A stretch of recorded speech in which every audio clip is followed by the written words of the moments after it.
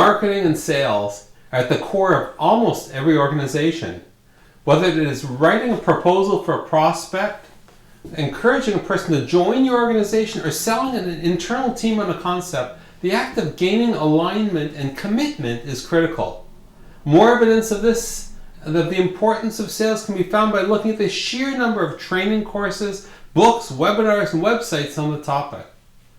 Why then do so many organizations completely miss the mark? They're often their own worst enemies, working hard to prevent a sale from actually occurring. While a story that I'm going to just share with you might not be representative of every company in every industry, it identifies some foundational principles that aren't exactly rocket science.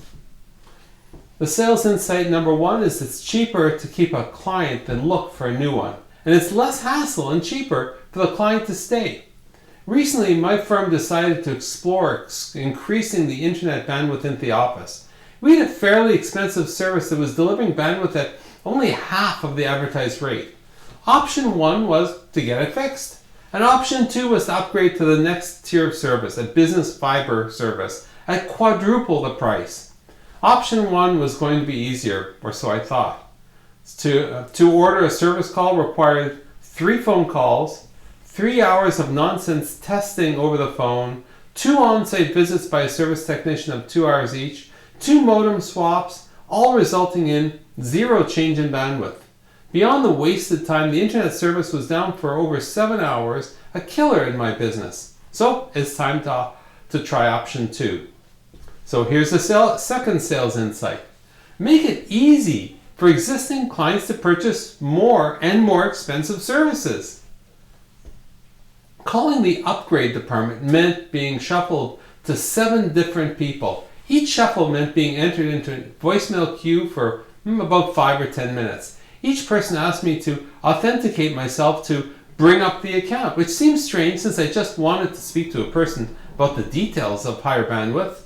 They seemed baffled that I didn't have my 10-digit account number handy.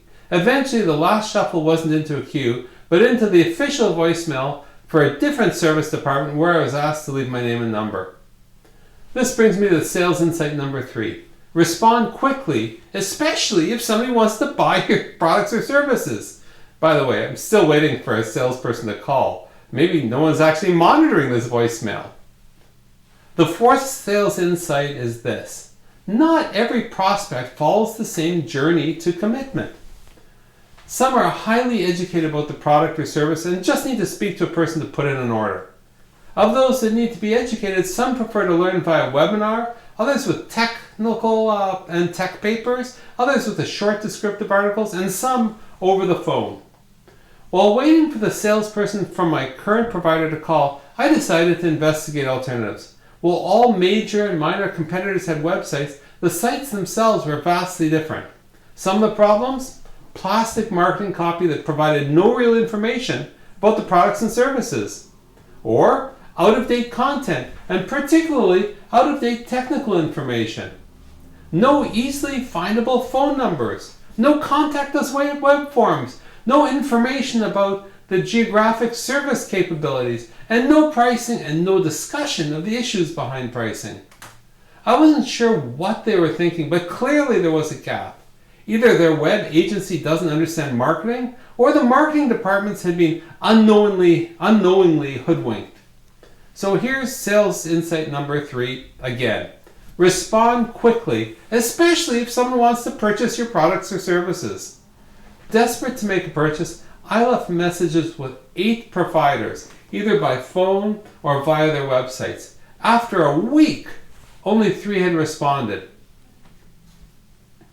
The 5th sales insight is this. Ask great questions to understand the prospect's real needs.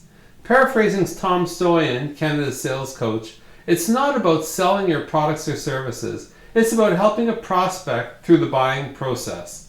This means asking great questions, answering theirs, and only then being in a position to be asked to write a proposal.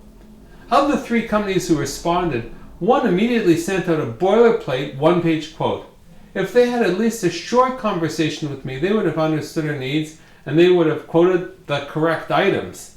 Oops. The sales insight number 6 is this. It's all about the relationship. Every touch point, telephone, email, educational documents, formal proposals, presentations, either builds or kills trust between the two parties.